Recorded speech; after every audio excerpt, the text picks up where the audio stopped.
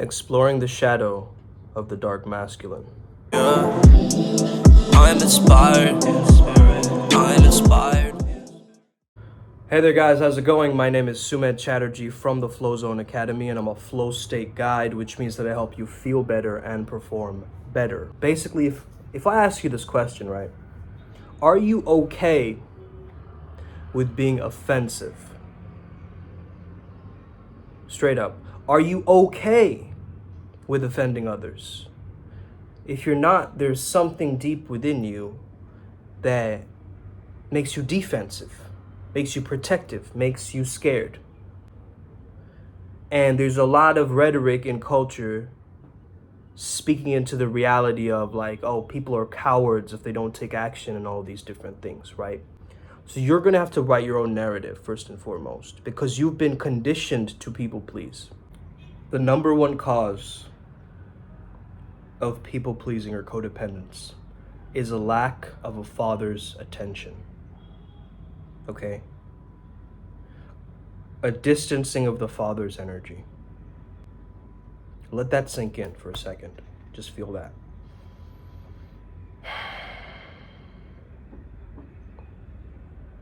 Maybe you felt that. Okay, growing up.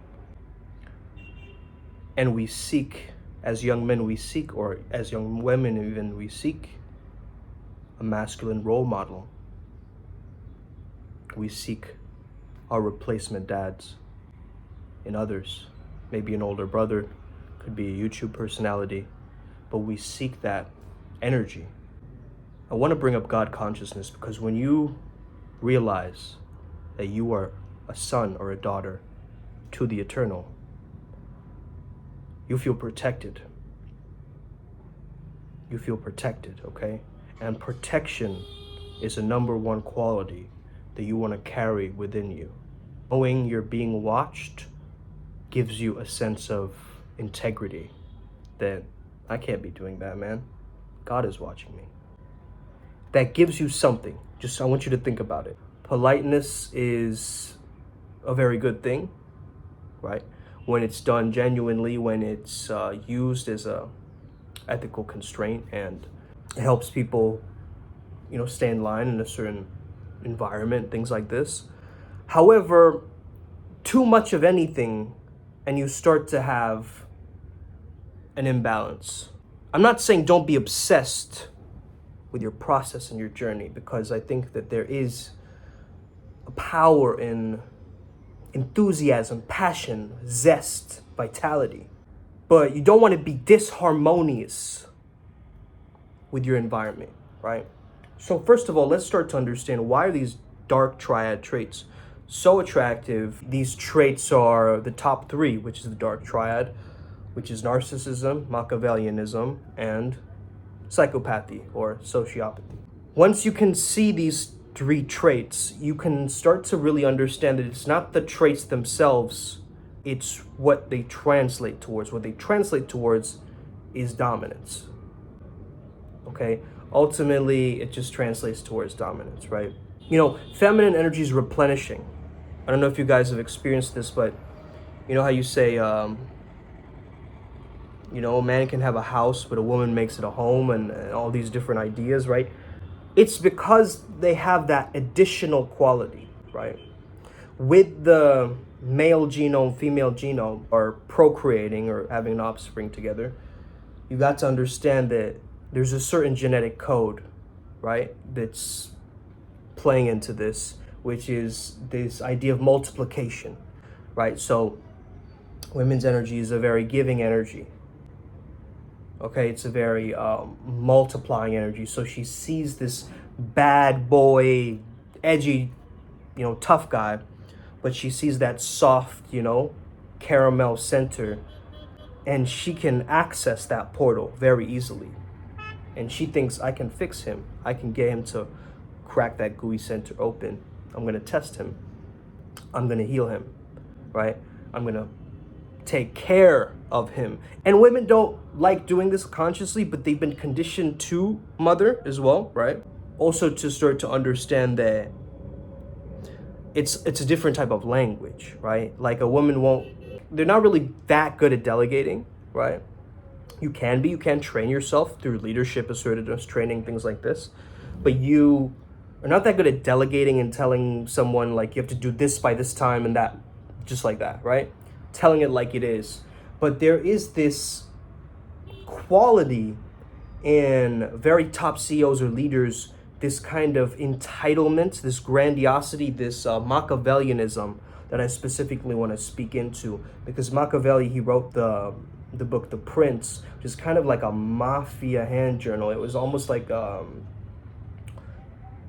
for young princes, right, to gain power. However, the ways in which you gain power is, by any means necessary. So it's not really taking empathy into account, right? It's just ruthlessness. It is, however, very tactical, very strategic. It's kind of devoid of, empathy. It's kind of more of a deceptive, cheating, lying, stealing, all this kind of, criminality, you could say, in a sense. Also very grand sense of self, grandiose sense of entitlement and self, and like see that translates into status in some sense. So that behavioral quality of you wanting to accumulate power, there is something to that, right? That authoritative nature. I think we as people, we forget our authoritative nature. We forget that we are our own sovereign beings, and we kind of cut ourselves down, right, in our own minds.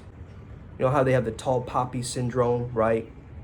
Tallest poppy gets cut. Whenever you show your greatest grandiose self, oh, that guy's being arrogant, oh, he's being conceited. They cut, the whole tribe cuts them down. As the crab in the bucket mentality. Are you okay with being an asshole? Are you okay with being a jerk or being perceived as that? Okay, or do you have this persona fatigue that people are gonna judge me, like I'm gonna be isolated, like no one's gonna like me? Do you have that kind of resistance towards this? That's some internal work for you to do, my friend. If you try going after making money, people will say, oh, but he's so money hungry. If you don't go after making money, be like, oh, but he's just poor, You buy fancy clothes, they're gonna judge you. You buy really bad quality clothes, they're gonna judge you, right? Anything you do, what car you drive, what jewelry you have, everything that you do, you're going to be judged, full stop. So you may as well do what you really love doing. Go after what you want.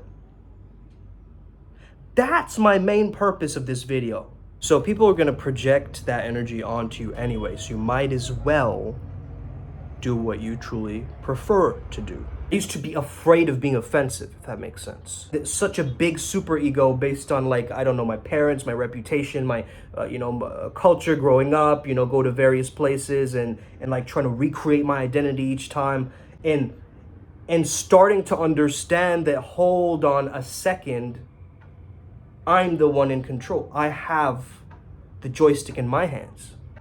Why am I giving my power away, right, to various people? It makes no sense, right? When I came to that understanding, you got to understand that you as a man or you as a woman, you have that little bad boy or bad girl, whatever you want to call it, that archetype, that rebellious nature within you automatically. It's just that teen angst. Everybody has it growing up, right? So it's not to say that one person is a bad boy, one person is a nice guy. No, we're too dichotomous, right? Too dualistic of a split that we try to understand things better through these, dualities, but we're multidimensional people. I have a nice guy within me, I have a bad boy within me, I have an entertainer within me. You gotta understand to which degrees do you hold this Machiavellianism or these dark triad traits of narcissism, psychopathy, and can you cut them down using some conscientiousness, right? And actually having a sense of like high self-worth that is actualized and not like a fake self-worth that you're showing that you're confident and not try to lure people into your trap like a bees to honey, right? It's essentially your understanding of, okay, I have certain qualities of these dark triad traits. How can I heal them? And how can I understand myself better through the lens of dominance as a man, instead of being lured away or being kind of sidetracked in such a way that takes away from my own primal power? You want to ask yourself, can I make friends with my dark masculine? Can I actually see that villainous Hollywood character side within myself, my own shadows? And can I sit with them and have a conversation with them? Just like I'm having a conversation with a mob boss who's ready to kill me. There's a part of you that has that villainous nature. And you might be like, no way I do. I'm not a bad person. I'm never a bad person. That's bad. I should stay away from it. No, right? And you're putting more of a blockade, more of a wall, but that means you have more emotional charge associated with it, you see? So that means you can easily flip into that version of that entitled, narcissistic, just complete tyrant nature of you, right? Like if you continue down that tangent, you're gonna end up in jail or you're gonna get killed. How can we start to understand that, okay, I accept that I have this dark primal nature, right? There's dark masculine nature, there's dark feminine nature as well, which equally has this kind of sense of deceptiveness, manipulation, and all these different things. But if you look at the side, there's the word manipulation itself is getting your own needs met. So how can you get your own needs met without having to manipulate everyone around you to try to get those needs met for you? So this is where it comes down to self-sufficiency, self-trust, and being self-reliant, right? And being able to be like, hey, I told myself I'm going to do this thing and I'm going to move forward with it, right? Rather than telling myself and convincing myself of things and trying to brainwash myself all the time. A lot of people, they use subliminals and subconscious programming from a level of like, I'm not that already, right? That's why I need more programming. I need more tools. I need more, I need that one hack, that one technique. But it's not that. It's a gradual progression that you've got to understand. And you've got to become friends with your dark side, just like, you got to understand that scene where Anakin, is talking to Senator Palpatine, I believe, and, he's talking about, you don't want to just go with one dogmatic approach of just looking at the light. You've got to look at the dark too, but that's also what lures him into the dark side. But he's saying all that from an agenda where he wants all the power, and he's saying that he is the only one to help him get there. We see them and we sort of speculate like it's almost not so human, right? And so we get fascinated by it because our brains are trained to want what we don't have, right? Like, wait a second, this person isn't giving me that hit of validation like everybody else. There's something different about them. We're drawn to that, like moths to a flame. You can hold attention in a person's mind. You also hold status in that person's mind. You've got to understand this. And the word stats us, I want you to look at it as states us, right? It's like a group state, group flow. And when you can understand that level of this is not just status, but it's states us, which means that my small circle, our energy, our vitality is a ripple effect. And it starts to affect everybody around us. Like people who come across these videos, people who come across this frequency, they are entering that portal and they're taking bits of that into their own worlds and starting to apply that momentum. I know you have this people-pleasing side of you. I know you see a person who is quote-unquote bad and you see the good in them and you want to convert them. But you can't fall in love with potential. And I say that with utmost fact, but I know that you guys are going to hear that but still fall in love with potential, thinking and hoping and wishful thinking and trying to change things around. It's like, try and focus on the presence and what the situation is rather than trying to idealize some sort of fantasy future with this other person. That's where we get trapped in our own minds, right? That's where we start living more mentally and our mental health starts getting affected when we're just holding images of other people rather than actually ourselves. So there is a balance of selfishness and selflessness. Too much to one side and you will start to entangle and split yourself. You'll start to fragment. Once you can understand the head and the heart are friends, they're not these dualistic splits.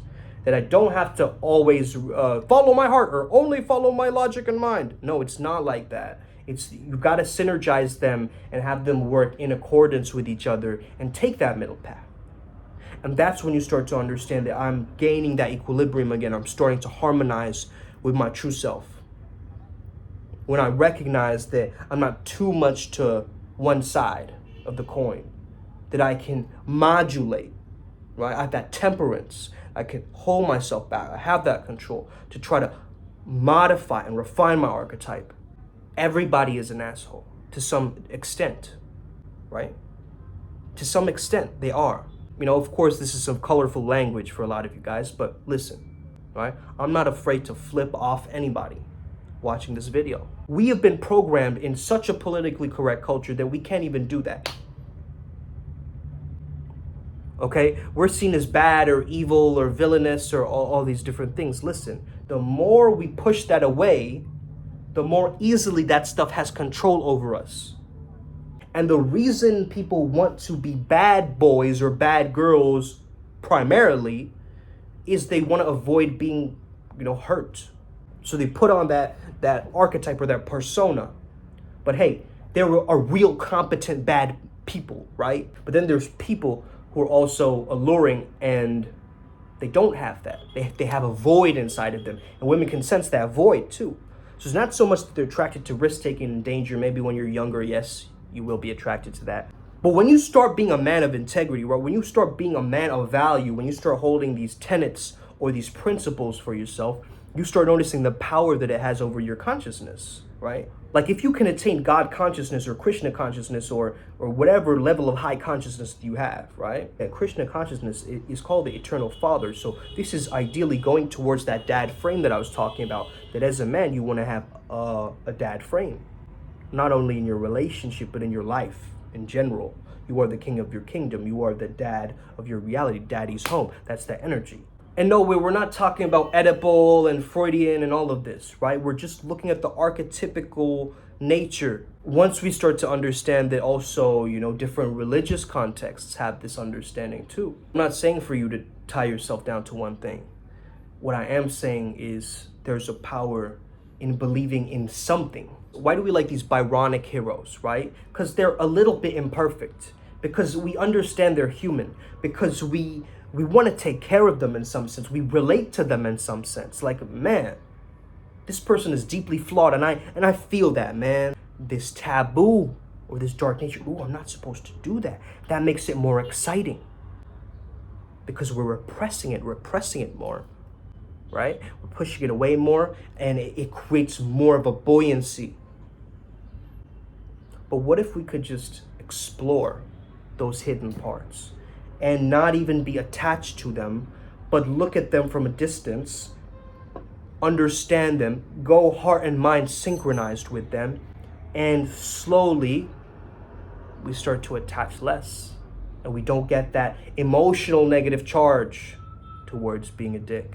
And you can slowly start being, hey man, I've got me. And I'm free to express myself without shame, without, holding myself back with so much, walls up so people can't read you, and smoke screening people and distancing yourself from people. Instead of that, practice engaging more. Thank you so much for tuning in, guys. I hope this video helped you out, gave you a different perspective. Let's get it today, Upward Spiral Gang. May we never be the same again. Stay legendary. Let's get it today, Upward Spiral Gang. Hit that subscribe button.